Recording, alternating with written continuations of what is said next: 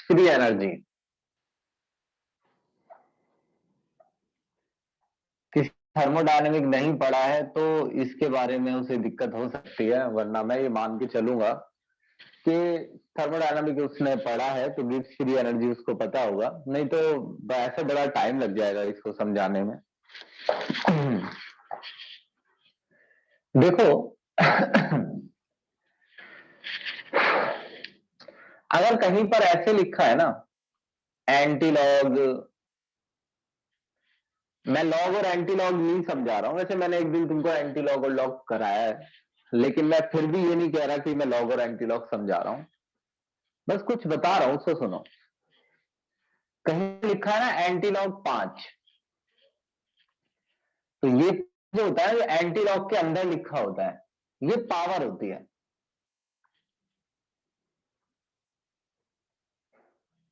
अब आंसर जो होगा ना वो 10 की पावर 5 हो गया। अच्छा, इस पावर को 10 पे क्यों लगाना है? क्योंकि आपके एंटी लॉग का बेस जो है वो 10 है, या अगर 10 है, आपके एंटी लॉग का बेस 10 है, तो आपको 5 लगाना है, 10 पे लगाना है 5। जैसे लिखा है एंटी लॉग बेस 10 2, डायरेक्ट सीखना है इसे यहीं, तो 10 की पावर 2 आंसर हो गया। अब लिखा है एंटी लॉग -4, और अगर आपका बेस 10 है, एंटी लॉग का बेस 10, मतलब एंटी लॉग के बेस होते हैं अलग अलग, तो आंसर हो गया 10 की पावर -4। अब जैसे एंटी लॉग का बेस 2 है और आपने लिखा 5, तो एंटी लॉग 5 का आंसर हो गया 2 की पावर 5। अब जैसे एंटी लॉग का बेस 5 है, यहां लिखा है 6, तो आंसर हो गया 5 की पावर 6। तो ये समझ में आया, बस इतना बताना है कि पावर कैसे लगानी है, ये समझ में आ रहा है कि क्या आंसर लिखना है ना?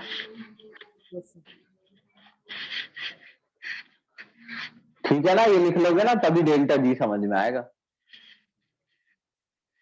Yes sir. ठीक है, अब देखो, अच्छा अगर ऐसे लिखा है एंटी लॉग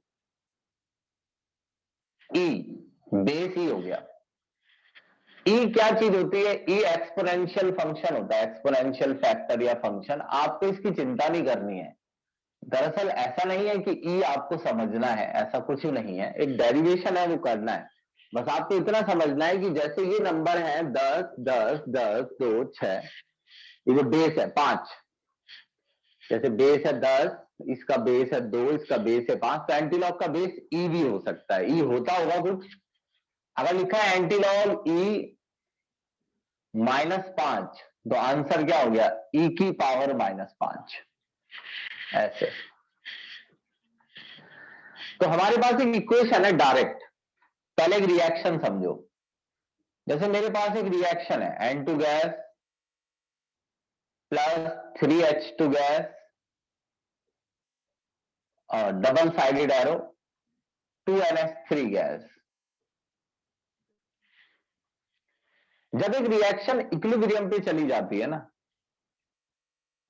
एट इक्विलिब्रियम, जब एक रिएक्शन इक्विलिब्रियम पर होती है, तो हमने ये पढ़ा है कि इक्विलिब्रियम पर temperature, pressure, number of moles, volume,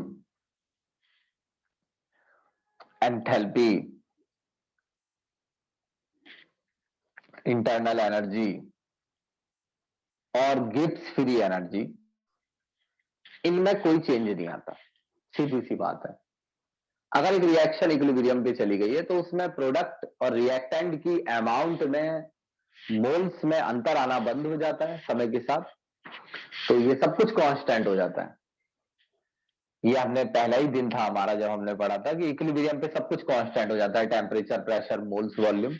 तो ये भी जो है ना, एंथैल्पी में जो चेंज है 0, इंटरनल एनर्जी में जो चेंज है 0, और रिएक्शन की गिब्स फ्री एनर्जी भी चेंज नहीं होती। गिब्स फ्री एनर्जी किसकी? ना तो रिएक्टेंट्स की गिब्स फ्री एनर्जी बदल रही है, ना प्रोडक्ट की, दोनों की गिब्स फ्री एनर्जी में कोई चेंज नहीं आ रहा है। अगर रिएक्शन इक्विलिब्रियम पर है, यानी दोनों दिशाओं में सेम स्पीड से होने लगे, तो गिब्स फ्री एनर्जी में भी कोई चेंज नहीं आता है।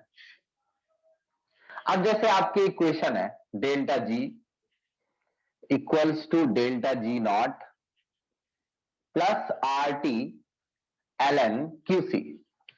अब ये इक्वेशन डायरेक्ट आई है, डायरेक्ट आपको याद रखनी है, सीधा उतरी है नीचे, आपको इसमें ड्राइव करके इसे बनाना नहीं है, सीधा याद करना है, यूज करना है। कैसे यूज करना है वो मैं बताऊंगा। अगर इक्विलिब्रियम अटेन हो गया है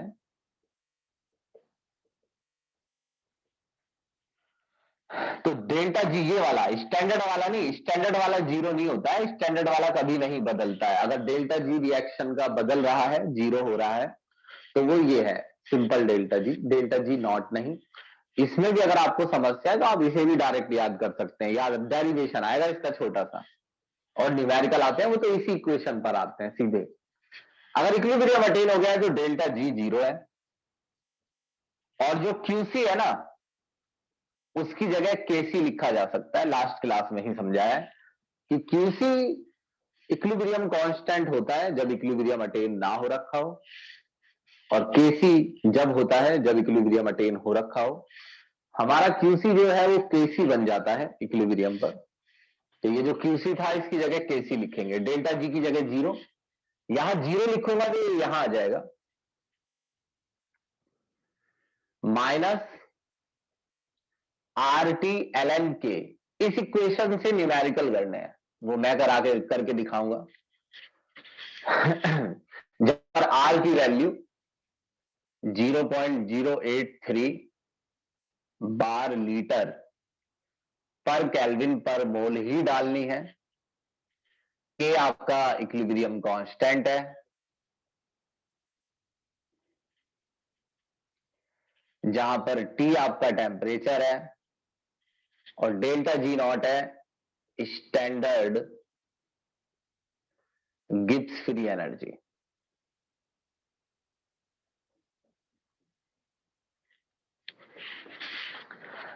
इस इक्वेशन पे न्यूमेरिकल करने हैं, लेकिन अभी ये खत्म नहीं हुई है, अभी सुनिए, इसका एक पार्ट और है, यानी यहां से आपको शुरू करना है। अगर ये आता है, ये इक्वेशन डायरेक्ट याद रखनी है, लर्न डायरेक्टली, फिर आपको उससे बोलना है कि अगर इक्विलिब्रियम अटेन हो गया है तो डेल्टा जी जीरो है, और क्यूसी की जगह मैं केसी लिख सकता हूं, इक्वेशन ऐसी बन जाएगी। इसके बाद क्या करना है देखिए, स्क्रीनशॉट लीजिए इसका।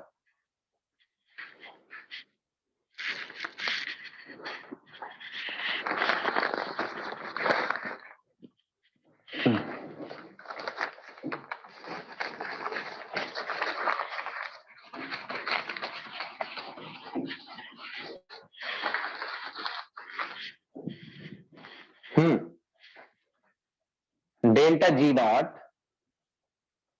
Minus R T L N K. अब ये जो माइनस है और आर टी है, आर टी को नीचे ले जाइए और माइनस को यहां, एल एन के इक्वल है। एल एन क्या होता है? एल एन का मतलब होता है log base E. L N log होता है जिसका बेस ई है, ये हमने पहले भी पढ़ा है थर्मोडायनामिक में। एल एन लॉग है जिसका बेस है ई। अगर आप एल एन को इधर ले जाएंगे, क्योंकि आपको के निकालना है, तो आप एल एन को इधर ले जाएंगे तो वो एंटी लॉग बन जाएगा, ऐसे लिखा जाएगा फिर वो antilog minus delta G nought by R T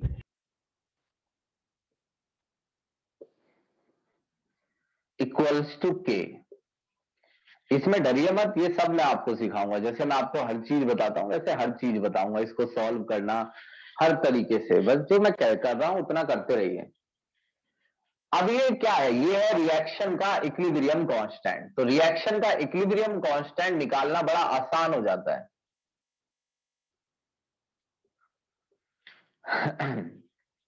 अब इस एंटी लॉग का जो बेस है वो ई है। अगर इसका बेस ई है तो ये जो minus delta G nought by R T है, ये ई के ऊपर चढ़ जाता है और इक्वल्स टू के। तो यहां से ये है कि अगर आपको ई सॉल्व करना आता है तो आप बड़ी आसानी से के निकाल सकते हैं, क्योंकि साइंटिस्टों ने पहले से ही हर रिएक्शन का डेल्टा जी नॉट निकाल रखा है, स्टैंडर्ड गिब्स फ्री एनर्जी। हर रिएक्शन की गिब्स फ्री एनर्जी की टेबल होती है, तो बड़ा आसान हो जाएगा गिब्स फ्री एनर्जी और के निकालना, क्योंकि गिब्स फ्री एनर्जी स्टैंडर्ड वाली हर रिएक्शन की फिक्स होती है, लिखी होती है। आर सभी को पता होता है क्या डालना है, टेम्परेचर भी आसान होता है डालना।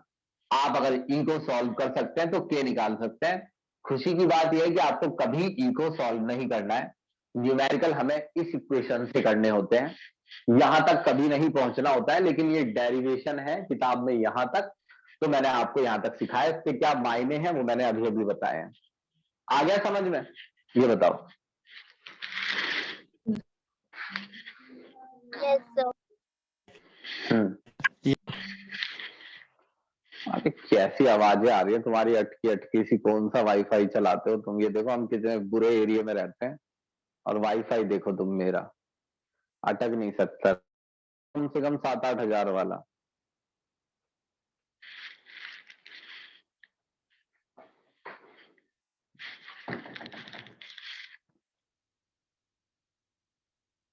सुनो, अब अगला टॉपिक पकड़ेंगे जी, न्यूमेरिकल नहीं करेंगे, अभी नहीं कर रहे आज, टॉपिक पढ़ेंगे जी, फिर कल पकड़ेंगे एक टॉपिक, रात में फिर एक संडे को पकड़ेंगे। सुनिए,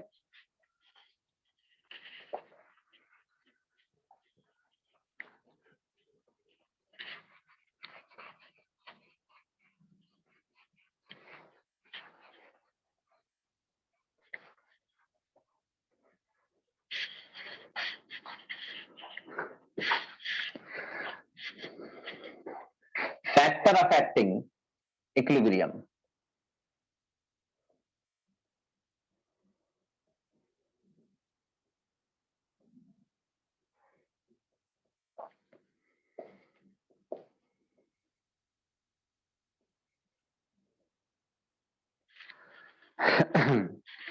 फैक्टर अफेक्टिंग इक्विलिब्रियम, चलिए जी शुरू कीजिए। देखिए,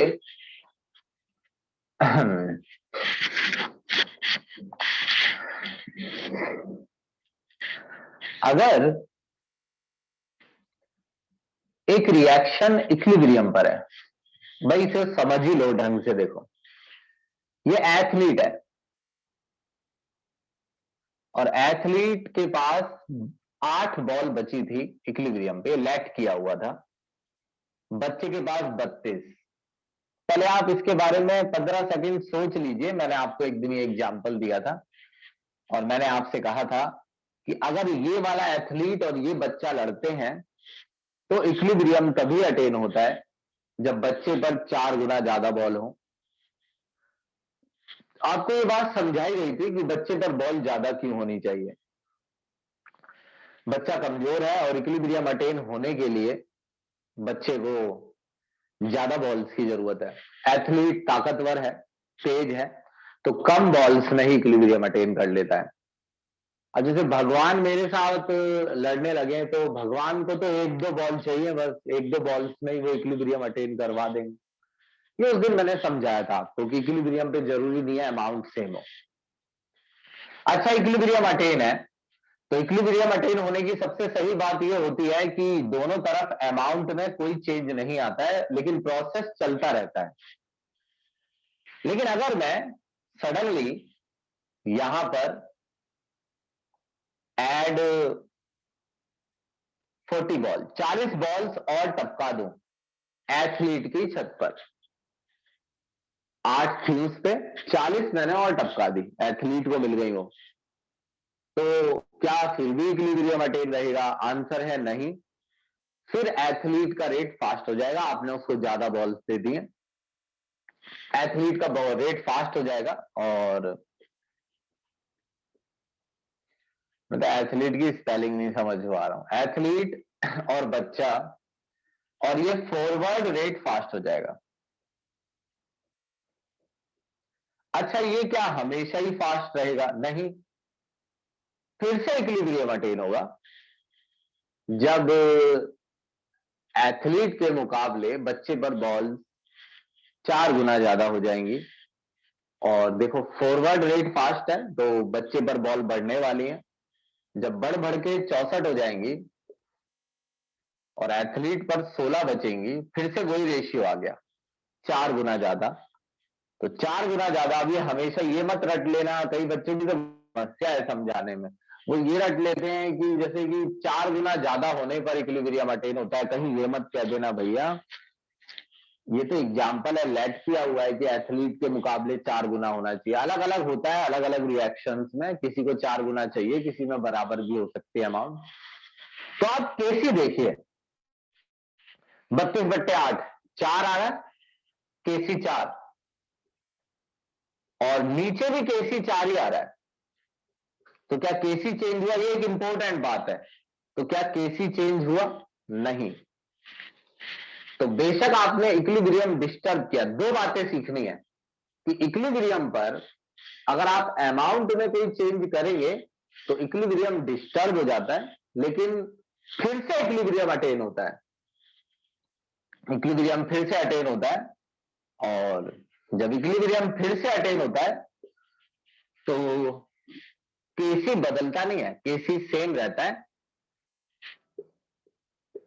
जैसे आपको नीचे दिख रहा है। अब बताइए, ये बात आई समझ में? केसी नहीं बदल रहा है। Yes sir. यस। अब सुनो, अब इसे रिएक्शन में अप्लाई करना है।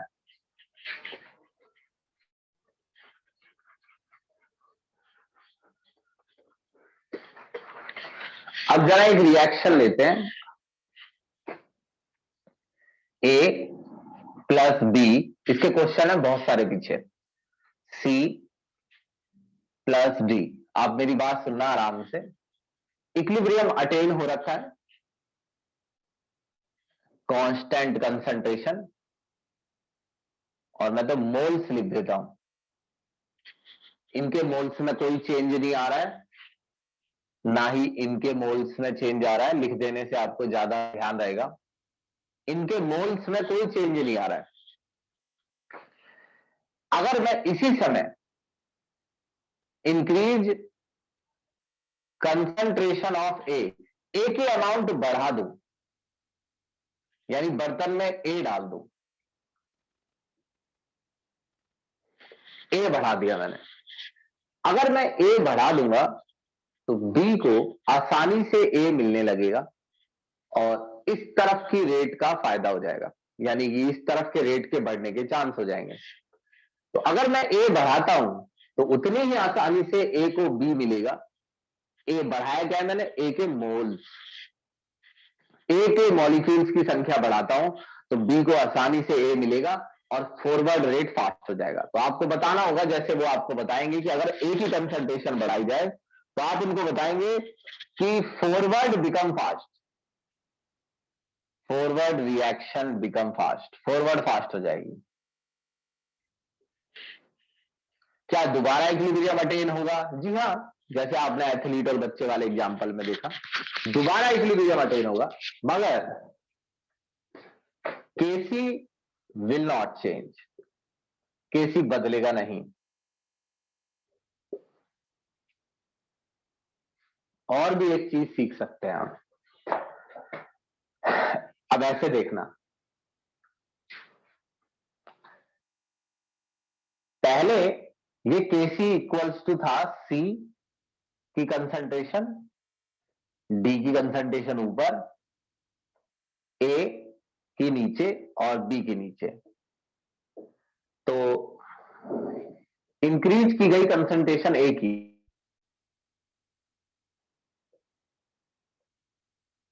ये दो तरीके से समझना होता है। एक तो ये डायरेक्ट समझ लिया हमने कि फॉरवर्ड रेट फास्ट हो जाएगा केसी नहीं, और एक ऐसे इंक्रीज, देखो पहले इक्विलिब्रियम अटेन था, यहां इक्विलिब्रियम अटेन है, तो यहां तो आपका केसी जो है वो सेम आएगा, बदलेगा थोड़ी, सेम रहेगा समय के साथ। सबकी अमाउंट कांस्टेंट है, मगर आपने ए डाल दिया, अब आपने ए डाला बाहर से लाकर खरीद कर, अगर आप ए डालते हैं तो ए बढ़ जाएगा,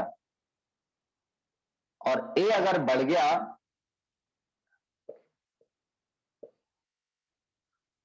तो इक्विलिब्रियम डिस्टर्ब हो गया।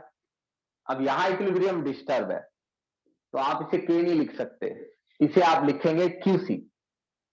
आपको ये बताना है क्या चीज ज्यादा आएगी, क्यूसी या केसी, बताओ।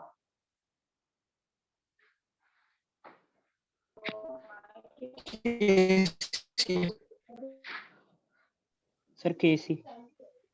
केसी, गुड। तो यानी जो क्यूसी है वो कम हो गया केसी से। अगर क्यूसी कम है केसी से तो फॉरवर्ड बिकम फास्ट, तो फॉरवर्ड फास्ट हो गया। आपसे पेपर में ऐसे पूछेगा, अभी देखते जाइए कैसे कैसे पूछेगा, फॉरवर्ड बिकम फास्ट। इसके भी क्वेश्चन करेंगे हम। अब एक चीज, ये तो पहला हो गया, ये फर्स्ट हो गया। सेकंड सीखिए, जैसे ये रिएक्शन है ये आएगा नहीं भाई इसमें, इसका स्क्रीनशॉट लीजिए।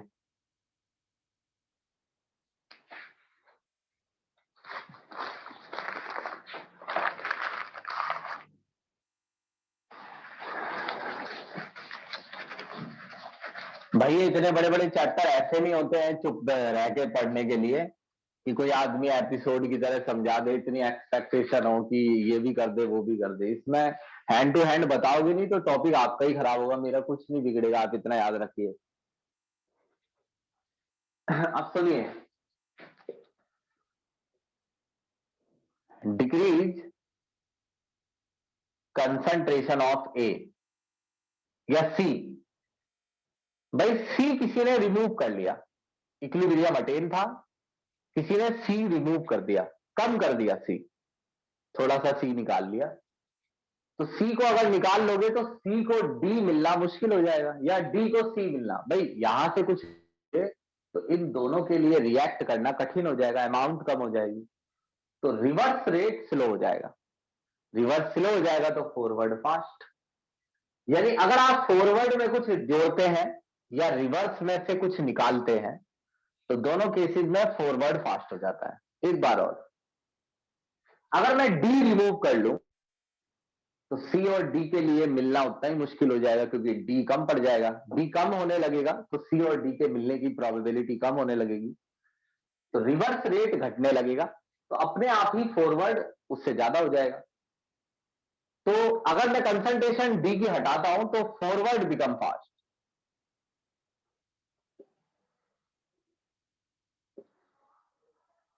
अब देखिए, अगर मैं कैसे लिखूं, जब इक्विलिब्रियम अटेन था, ए ए नहीं सी डी, सी ऊपर डी ऊपर, ए नीचे डी नीचे, सी कम कर दो, क्यू सी,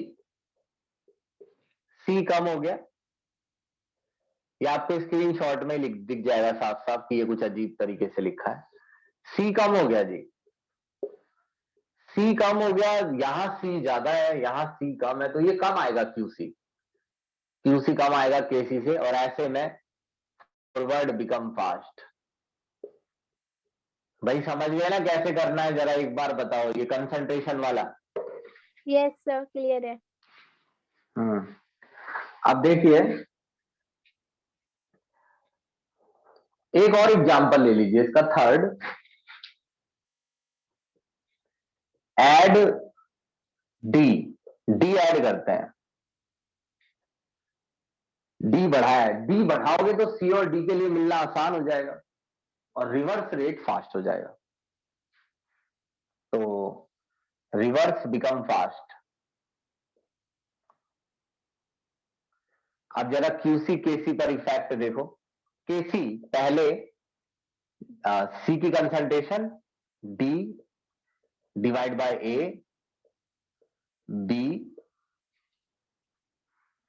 डी बढ़ा दिया गया है, तो क्यूसी में जो डी है वो बड़ा कर देंगे।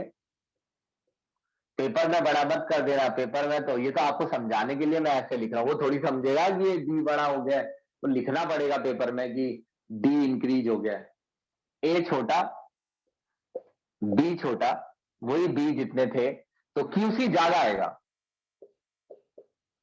तो ऐसे में बैकवर्ड फास्ट जी, सेम टू सेम ऐसे क्वेश्चन आएंगे जी, पीछे दिए हुए हैं वो हम करेंगे। ये है, आपने पढ़ा है effect of factor affecting equilibrium. हम टॉपिक पढ़ रहे हैं कि इक्विलिब्रियम पर किससे असर पड़ता है। ये रिएक्शन इक्विलिब्रियम पे थी और हमने सीखा कि अगर इक्विलिब्रियम पे आप अमाउंट चेंज कर दें किसी की भी, तो इक्विलिब्रियम पर इफेक्ट पड़ता है। और ये इफेक्ट है कंसंट्रेशन का इफेक्ट। हम जो इक्विलिब्रियम को डिस्टर्ब कर रहे हैं वो कंसंट्रेशन से कर रहे हैं।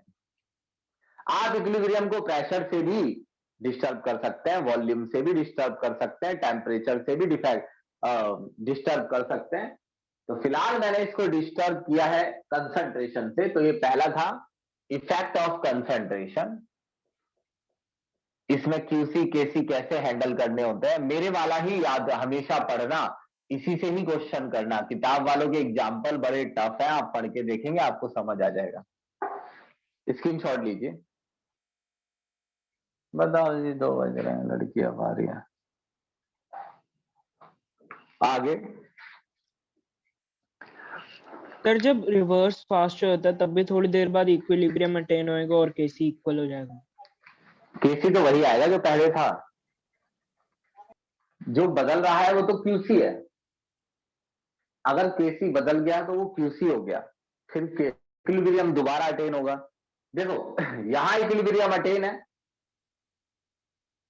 क्योंकि यहाँ केसी लिखा है, तो जब इक्विलिब्रियम अटेन है तो आपने केसी निकाला, मान लो 50 आया, फिर इक्विलिब्रियम डिस्टर्ब हो गया, फिर दोबारा अटेन हुआ। जब दोबारा अटेन हुआ तो आपने केसी निकाला, फिर से 50 आया। तो पहले इक्विलिब्रियम पे केसी 50 था, बाद वाले इक्विलिब्रियम पे भी केसी 50 है। तो दोनों इक्विलिब्रियम पर केसी निकालने से चेंज नहीं हुआ है केसी। आप कहेंगे क्या चेंज हो रहा है, तो ये इक्विलिब्रियम अटेन थोड़ी हो रखा है, अब तो डिस्टर्ब हो गया। तो ये केसी थोड़ी है, केसी तो तब निकाला जाता है इक्विलिब्रियम अटेन हो रखा हो। समझ रहे हो क्या कह रहा हूं मैं?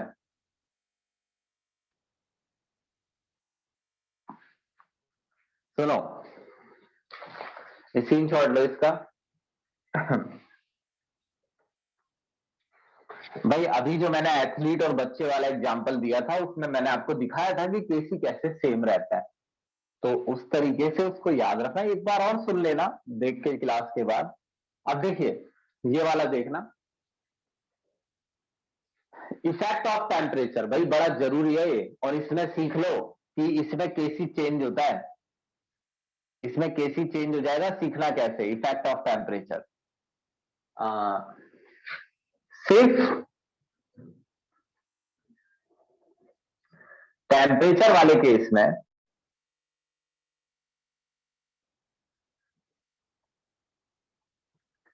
केसी चेंज होता है।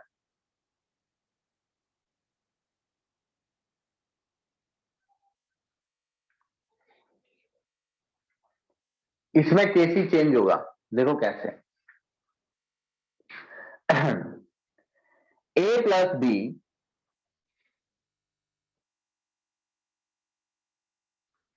को अगर सी डी बनाना है तो ए प्लस बी को अपने अंदर से हीट निकालनी पड़ती है। ये निकाली हीट, जो मैंने अभी शब्द बोला है ना, ए प्लस बी को अपने अंदर से हीट निकालनी पड़ती है, एक इंपॉर्टेंट वर्ड है और ये टॉपिक को समझाने के लिए यूज किया जाता है।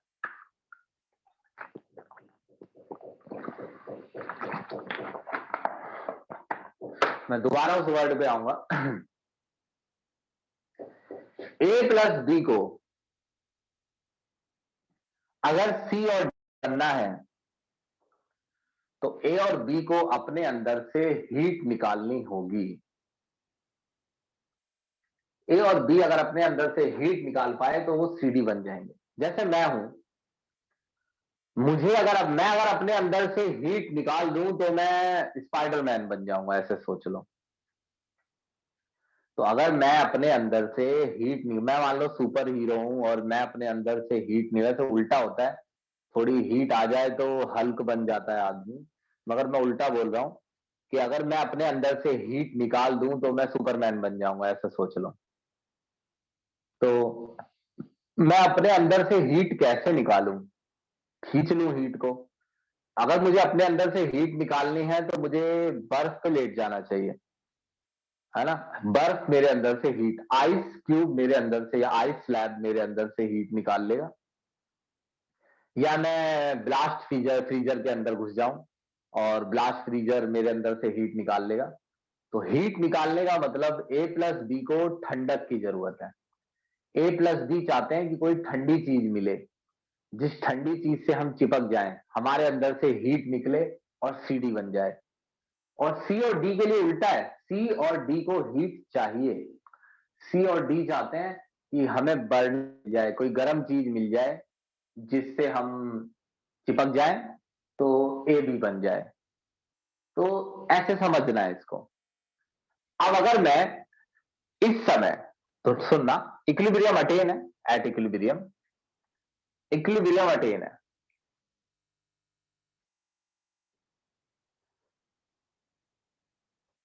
और अगर मैं क्या करता हूं, ऐड हीट ऐड कर देता हूं।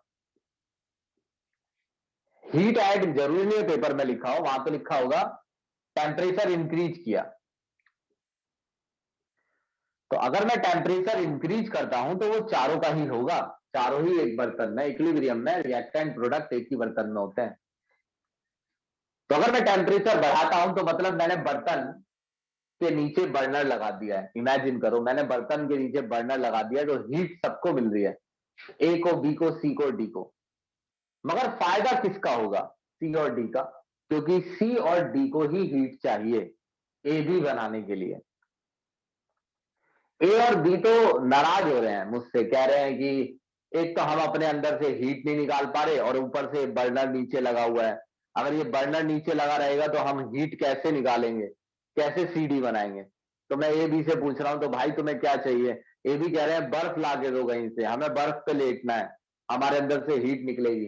तो ये सीधा सा है कि अगर आप हीट ऐड करेंगे तो आप इनका फायदा कर रहे हैं, इनका फायदा करेंगे तो रिवर्स बिकम फास्ट हो जाएगा, रिवर्स के लिए रिएक्ट करना आसान हो जाएगा।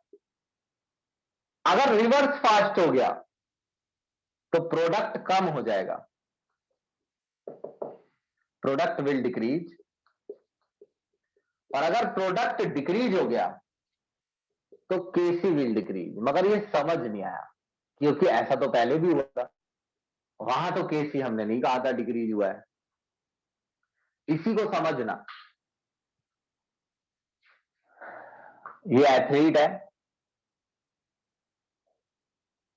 पिछली बार का मैंने आपको पिछली बार समझा दिया था, पिछली बार मैंने आपको समझाया था कि केसी चेंज कैसे नहीं हुआ। इस बार मैं समझाऊंगा केसी कैसे चेंज हो रहा है। एथलीट पर 8 बॉल है,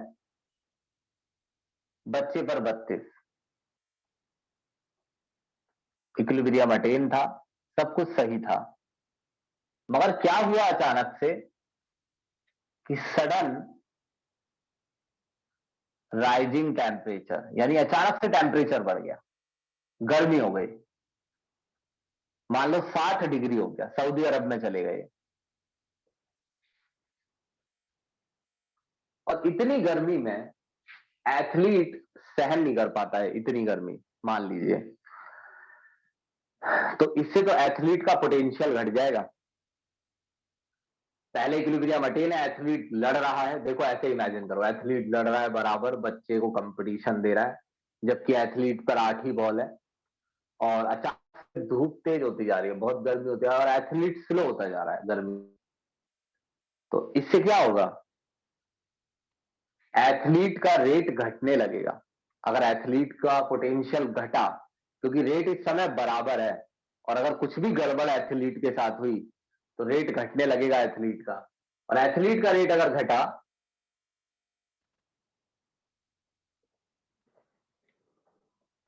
तो ये 8 बॉल है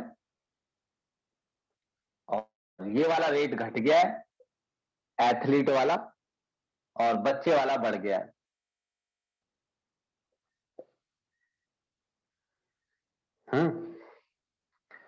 बच्चे वाला बढ़ गया है अपने आप, मतलब जब ये वाला कम हो जाएगा तो वो अपने आप उससे ज्यादा हो जाएगा, तो बच्चे वाला बढ़ गया है, रिवर्स।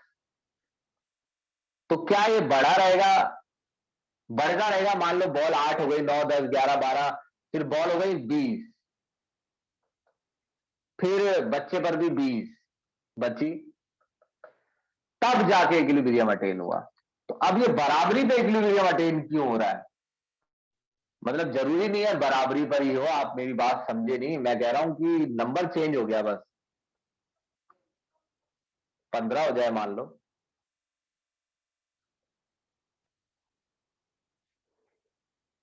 तो ये हुआ क्या? मतलब हुआ ये कि भाई मैं एथलीट था और एक समय पर ऐसा था कि मैं सामने वाले के 4 गुना ज्यादा अमाउंट थी बॉल्स की, और फिर भी मैं उसे कंपीट कर लेता था।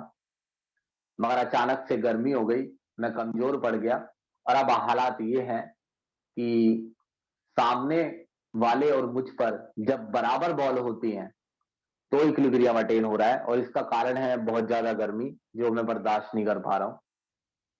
तो गर्मी ने एथलीट का रिएक्ट करने की एबिलिटी को ही चेंज कर दिया है।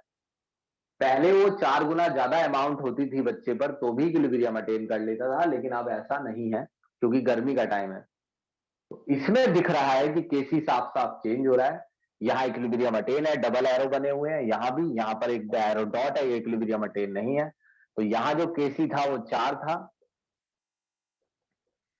और यहाँ जो केसी है वो 25/15 है, मतलब 4 नहीं है। आप ये बताइए, ये समझ आया केसी कैसे चेंज हो रहा है? Yes, sir. Yes, sir. तो कंसंट्रेशन वाले केस में केसी चेंज नहीं हुआ था। आप इस रिकॉर्डिंग को देखेंगे, आपको पता है अब कि आपको देखना क्या है। रिकॉर्डिंग में सबसे अच्छी बात ये होती है कि उसमें सरप्राइज नहीं होता है कि आगे क्या होने वाला, आपको पता होता है कि आपको समझना क्या है, उसी चीज को आप देखते हैं कि मैं ये वाला चीज देखूंगा दोबारा से। तो आप इस बार देखिएगा कि शुरुआत में मैं क्या बता रहा हूं कि केसी क्यों चेंज नहीं हो रहा है, और बाद में मैं ये यहाँ क्या कह रहा हूं कि केसी कब चेंज हो रहा है। तो ये केसी बदल गया, तो यहां पर केसी बदलता है, और इसे इतना फास्ट भी नहीं रखेंगे, देखते जाओ, मैं बताता हूं कैसे। अगली बार बताता हूं, इसका स्क्रीनशॉट लो।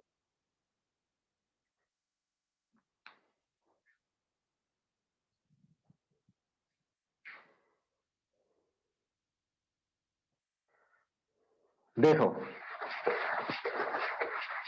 भाई, ये याद रखना, टेम्परेचर वाले केस में केसी चेंज हो जाता है पक्का। आपको यहाँ 2-3 नंबर भी ये टॉपिक दिलवा के रहेगा, आता ही आता है इसका क्वेश्चन। देखिए मान लीजिए हीट ऐड करता हूं मैं। अब आपको पता है कि आपको क्या सुनना है। तो टेम्परेचर बढ़ जाता है, टेम्परेचर बढ़ने से और हीट ऐड होने से सी और डी को फायदा होता है। सी और डी, भाई टेम्परेचर बढ़ाने का मतलब क्या होता है? मान लो मैंने कंटेनर के नीचे बर्नर लगा दिया है, आग रख दी है, तो उस आग से इसे फायदा हो रहा है सी डी को, क्योंकि सी और डी को फायर चाहिए, हीट चाहिए ए बी बनने के लिए।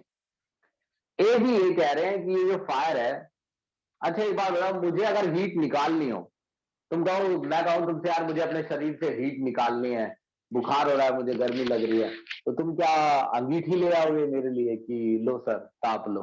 अरे बर्फ से निकालूंगा ना मैं हीट। तो इन्हें चाहिए आइस तेज रिएक्ट करने के लिए, इन्हें चाहिए बर्नर। आपने दिया है बर्नर, तो ये रेट फास्ट हो जाएगा रिवर्स। अगर रिवर्स कुछ समय तक भी फास्ट रहता है, रिवर्स बिकम फास्ट। अगर रिवर्स कुछ समय तक भी फास्ट रहता है तो प्रोडक्ट घटने लगता है। और जो केसी होता है, अगर आप मेरी बात यही सुन के नहीं समझ पा रहे हैं, तो देखिए सी और डी, केसी में प्रोडक्ट ऊपर होता है और रिएक्टेंट नीचे। तो अगर आपका प्रोडक्ट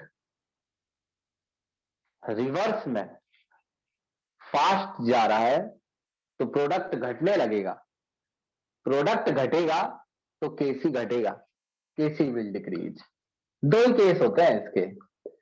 ये अगला है, देखो, एक हीट ऐड का है और एक हीट रिमूव का है। हीट रिमूव, मैं कंटेनर से हीट निकाल रहा हूं, कैसे निकालूंगा? आइस क्यूब लगा के। मैंने कंटेनर के चारों तरफ आइस क्यूब लगा दिया। तो सी और डी कह रहे हैं बताओ जी, इन्होंने आइस क्यूब लगा दी, हमें हीट कहां से मिलेगी और कहां से हम ए बी बनाए। ए बी कह रहे हैं कि ये तो अच्छा हुआ, अब आइस है तो आइस ए और बी के अंदर से अपने आप हीट निकाल लेती है और सी डी बन जाता है। तो हीट रिमूव करने से ए बी का फायदा होगा, तो ए बी तेज रिएक्ट करने लगेंगे, ए बी तेजी से हीट निकाल के सी डी बनाने लगेंगे, तो फॉरवर्ड बिकम फास्ट। अगर फॉरवर्ड फास्ट हो जाए तो केसी, तो प्रोडक्ट इंक्रीज होता है, प्रोडक्ट विल इंक्रीज, और अगर प्रोडक्ट इंक्रीज होता है तो केसी विल ऑल्सो इंक्रीज। भाई ये टेम्परेचर वाला है फाइनल, बताओ आया समझ में? Yes, sir.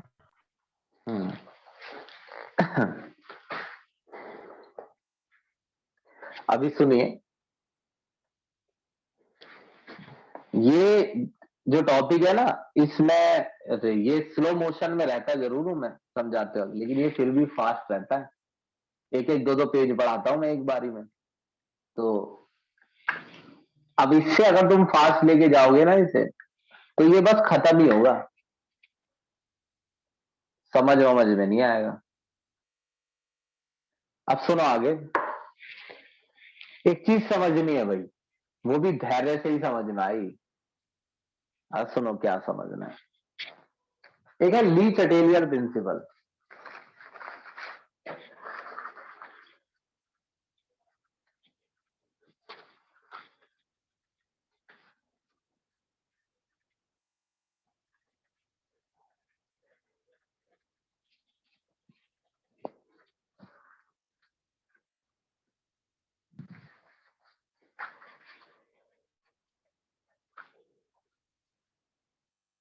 हाँ भाई, एक है ली चटेलियर प्रिंसिपल। ये प्रिंसिपल आता क्यों है? दरअसल जो आप बता रहे हैं ना अभी अभी कि कौन सा रेट फास्ट हो जाएगा, कभी कहते हैं फॉरवर्ड फास्ट हो जाएगा, कभी आप कहते हैं बैकवर्ड फास्ट हो जाएगा, ये बताने के लिए कि रिएक्शन में कौन सा रेट फास्ट हो जाएगा, हमें ली चटेलियर प्रिंसिपल का इस्तेमाल करना पड़ता है। ली चटेलियर एक साइंटिस्ट है, उसने कहा कि मैं बताता हूं कि कैसे पता चलेगा कि कौन सा रेट फास्ट हो जाएगा और कौन सा रेट स्लो। ली चटेलियर से भी आसान मैंने बताया था थोड़ी देर पहले, यार ये कठिन है उससे, इसमें सोचना पड़ता है। जो मैंने भी सिखाया था वो डायरेक्ट उससे आंसर आ जाता है। तो ली चटेलियर से कैसे आंसर करना होता है सीखना। ली चटेलियर का प्रिंसिपल क्या है? चेंज इन, हिंदी में लिखो प्रिंसिपल, रुको,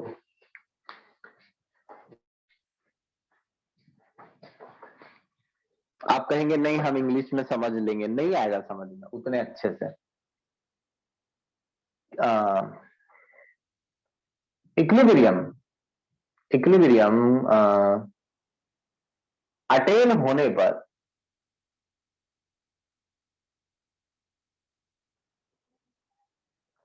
अगर आप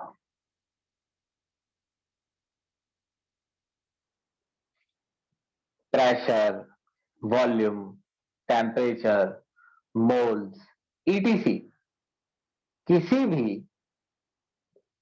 फैक्टर में, ये फैक्टर हो गए, किसी भी फैक्टर में कोई चेंज करते हैं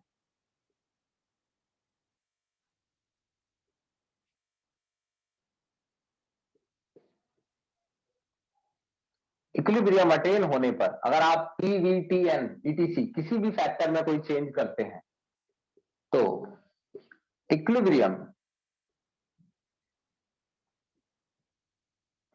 इस तरह से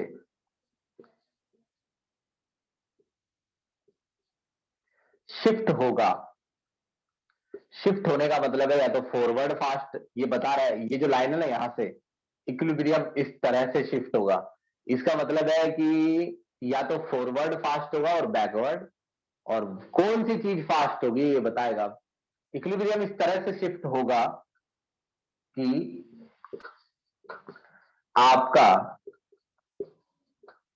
किया गया चेंज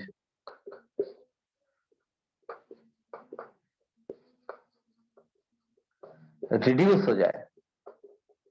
अब ये देखो हिंदी में लिखा है और ये इंग्लिश में तो इसकी लैंग्वेज है, change in any of the factor which determine equilibrium condition of a system will change equilibrium in such a manner to reduce effect of change imposed. ये है, तो उसकी तो लैंग्वेज वैसे ही ऐसी है कि वो समझ नहीं आ रहा जब ये ऐसा है। तो ये क्या कह रहा है देखिए, इसको समझना है बस, मतलब प्रिंसिपल को समझना है। प्रिंसिपल का इस्तेमाल सिर्फ प्रेशर वाले केस में करना है जो अब आएगा। जो मैंने जैसा सिखाया है वैसा ही समझना है। आप 2 या 5 मिनट में सोच रहे हैं, मैं 12 सालों से सोचकर वो चीज बताता हूँ। मैंने कहीं से वो चीजें पढ़ी नहीं है, मैं अपने दिमाग से बताता हूँ कि इसे ऐसे समझना होगा, इसे ऐसे समझना होगा। तो कंसंट्रेशन और टेम्परेचर मैंने जैसे समझाया वैसे ही समझना है। वो ली चटेलियर से भी उसका आंसर आ जाता है, मगर वो कंफ्यूजिंग लगेगा तुम्हें जो मैंने समझाया उसके मुकाबले। ली चटेलियर होता जाए फिर भी ये समझ लो। जैसे a plus B, C plus D एक ही बारी में समझ में आ जाता है अगर आप सुनेंगे ध्यान से। जब इक्विलिब्रियम अटेन है तो ये जिद होती है कि उसे इक्विलिब्रियम अटेन रखना होता है। ये जिद की तरह क्यों ले रहे हैं हम, क्योंकि रिएक्शन बार बार लौट फिर के इक्विलिब्रियम पे आ जाती है। तो मैं कहूंगा रिएक्शन की जिद, रिएक्शन ने पकड़ ली है बात कि मुझे इक्विलिब्रियम अटेन रखना है। जब रिएक्शन इक्विलिब्रियम अटेन रखती है तो वो इन चीजों को चेंज नहीं होने देती है। यानी रिएक्शन की जिद है कि वो इक्विलिब्रियम अटेन रखेगी और वो प्रेशर, वॉल्यूम, टेम्परेचर और मोल्स सबसे इंपॉर्टेंट है, इन्हें चेंज नहीं होने देगी। तो समय के साथ रिएक्शन अपनी चला भी रही है, ना ए को चेंज होने दे रही है, ना बी को, ना सी को, ना डी को। मगर मैंने क्या किया, मुझे गुस्सा आ रहा है रिएक्शन पे, मैंने रिएक्शन से कहा ले मैंने थोड़ा सा ए डाल दिया है, इंक्रीज अमाउंट ऑफ ए, मैंने ए बढ़ा दिया, एड ए था पहले 10 मोल, सुनना हर बात को ध्यान से, 10 मोल था और मैंने ना बढ़ा के 50 कर दिया। तो रिएक्शन को ये बात पसंद नहीं आएगी, क्योंकि रिएक्शन सबके मोल्स को कांस्टेंट रखती है इक्विलिब्रियम पे। आपने बदतमीजी कर दी, इक्विलिब्रियम अटेन था और 10 मोल थे,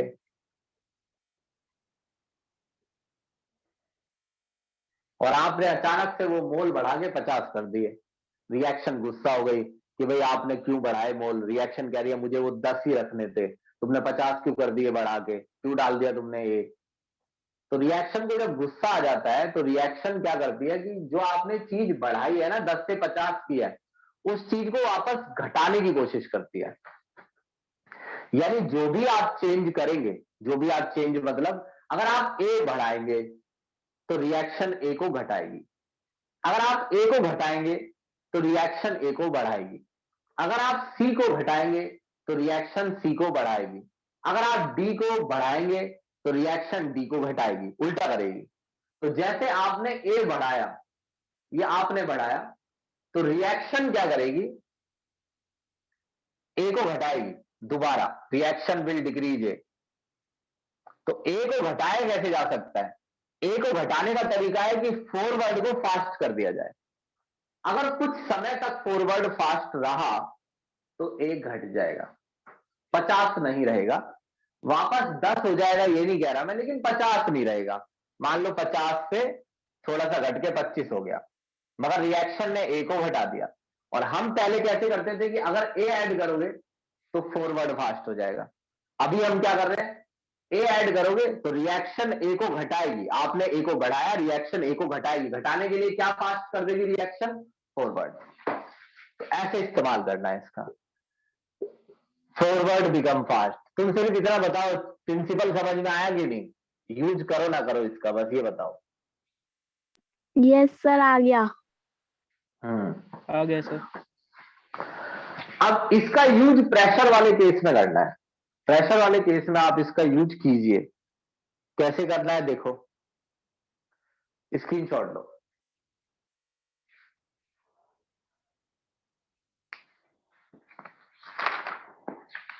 तीन ही है, हाँ, कंसंट्रेशन है, टेम्परेचर है और प्रेशर है, और एक कैटलिस्ट है और एक इनर्ट गैस है। जो कैटलिस्ट और इनर्ट गैस का तो कोई इफेक्ट ही नहीं पड़ता है, तो उन्होंने बेकार में वो पैराग्राफ बड़ा कर रखा है। आप पढ़ के देखिए, उस पैराग्राफ में वो ये समझा रहे हैं कि कैटलिस्ट डालने से या इनर्ट गैस यानी नोबल गैस डालने से, बता दूंगा मैं थोड़ा सा।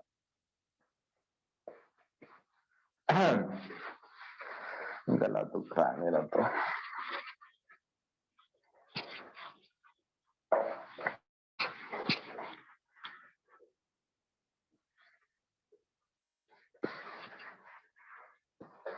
देखो, एक बर्तन था, उस बर्तन में ए था, बी था,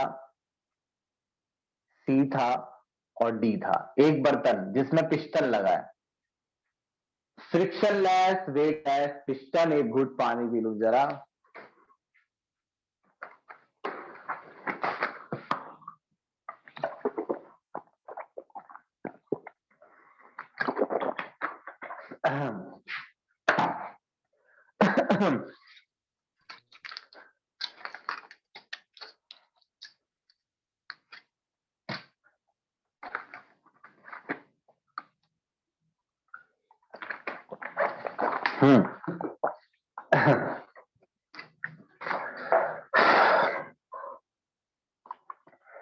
इसमें सारी चीजें गैस है मान लीजिए।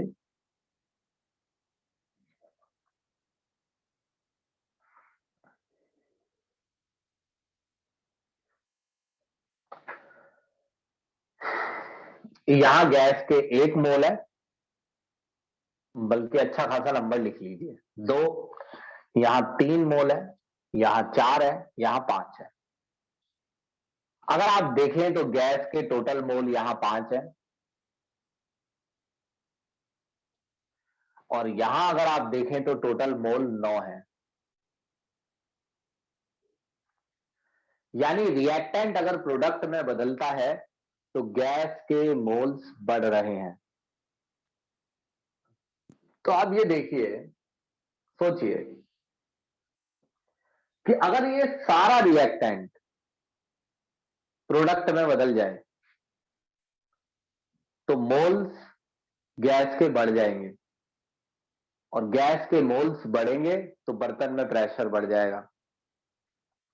पिस्टन नहीं लगाए जी, पिस्टन लगाओगे तो प्रेशर चेंज नहीं होगा। पिस्टन इमेजिन नहीं करना है, सिंपल कंटेनर इमेजिन करना है।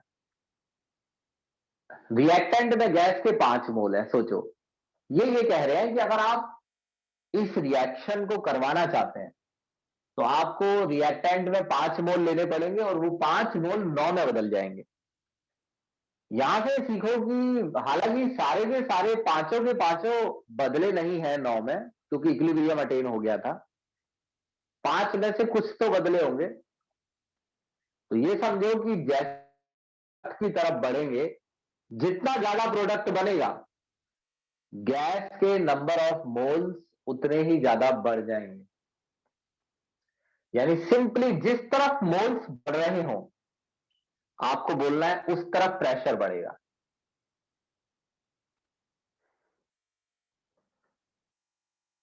और इस तरफ प्रेशर घट रहा है रिएक्टेंट की तरफ।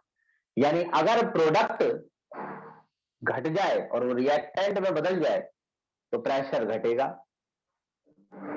और अगर रिएक्टेंट घट के प्रोडक्ट में बदल जाए तो प्रेशर बढ़ेगा। मगर फिलहाल तो इक्विलिब्रियम अटेन हो रखा है भाई, और जब इक्विलिब्रियम अटेन हो रखा होता है तो नो चेंज इन प्रेशर, तो प्रेशर में कोई चेंज नहीं आता है।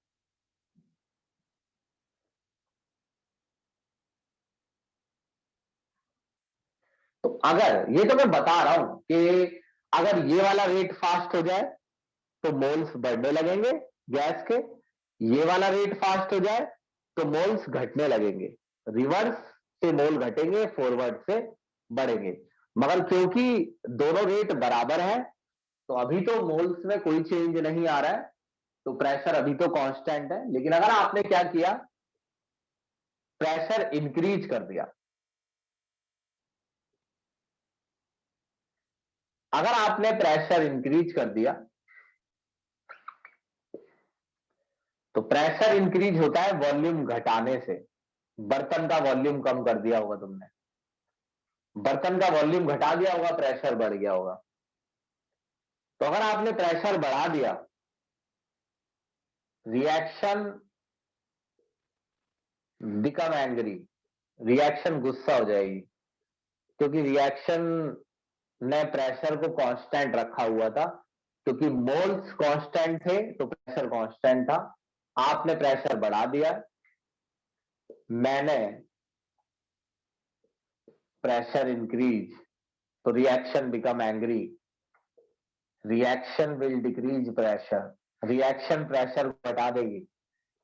तो घटाएगी कैसे बताओ, रिएक्शन विल डिक्रीज प्रेशर। तो घटाने का तरीका है कि रिवर्स को फास्ट कर दिया जाए। अगर रिवर्स को फास्ट करोगे तो मोल्स घटने लगेंगे, 9 से 5 होने लगेंगे, और मोल घटेंगे तो प्रेशर घटेगा। तो रिवर्स बिकम फास्ट। ये बताओ समझ आया कि नहीं? यस सर, आ गया। अगली बार देखना इसका यूज करेंगे। मैंने प्रेशर घटाया, रिएक्शन बिकम एंग्री, मैंने प्रेशर घटा दिया, मैंने बर्तन का वॉल्यूम बढ़ा दिया होगा, रिएक्शन गुस्सा हो गई, उल्टा करके दिखाएगी, रिएक्शन विल इंक्रीज प्रेशर। दो ही केस हैं इसके, reaction will increase pressure, reaction को गुस्सा आ गया है, तो प्रेशर कैसे बढ़ाएगी रिएक्शन। फॉरवर्ड को अगर कुछ समय तक फास्ट कर दिया जाए तो मोल जो है बढ़ने लगेंगे, मोल फॉरवर्ड को अगर फास्ट कर दिया जाए तो मोल 5 से 9 होने लगेंगे, बढ़ने लगेंगे, 5 से 9 नहीं होने लगेंगे। कहने का मतलब है उस तरफ दिख रहा है मुझे कि मोल्स बढ़ेंगे, अगर मोल्स बढ़ेंगे तो प्रेशर ऑटोमेटिकली बढ़ने लगेगा। तो रिएक्शन विल इंक्रीज प्रेशर, और प्रेशर इंक्रीज करने का तरीका है फॉरवर्ड बिकम फास्ट। यानी कितना आसान है ये देखो, जब भी प्रेशर वाला इफेक्ट आए तो ये देख लेना बस कि किस तरफ मोल्स बढ़ रहे हैं और किस तरफ घट रहे हैं। अगर प्रेशर इंक्रीज हो तो आप डिक्रीज की तरफ बताना रेट, और प्रेशर डिक्रीज हो तो इंक्रीज की तरफ रेट बताना। और अगर प्रेशर, अगर मान लो मोल्स में चेंज ही नहीं आ रहा है, दोनों तरफ मोल्स बराबर है, तो आप कहेंगे कि कोई फर्क नहीं पड़ेगा प्रेशर बढ़ाने से या घटाने से। क्या यहाँ केपी या केसी चेंज होगा? नहीं, प्रेशर वाले इफेक्ट में केपी केसी चेंज नहीं होता, सिर्फ टेम्परेचर वाले में होता है। इसका एक टॉपिक है इफेक्ट ऑफ कैटलिस्ट और एक है इफेक्ट ऑफ इनर्ट गैस। वैसे तो मैं सही बोल रहा हूं कि वो पूरे पैराग्राफ में ये समझा रहे हैं कि इनर्ट गैस ऐड करने से या कैटलिस्ट ऐड करने से इक्विलिब्रियम को कोई दिक्कत नहीं होती, मगर मैं कल आते आते इस बारे में 5 मिनट समझाऊंगा कि कैसे। अभी मेरा मुंह दुख रहा है मुंह दुखने लगता है मेरा, इसलिए मैं ज्यादा देर चलाता नहीं हूं। तो ठीक है, अब कल शाम में सैटरडे में देखते हैं, कल नहीं आज, हाँ कल है सैटरडे, कल देखते हैं, कल क्लास होगी। चलिए ठीक है।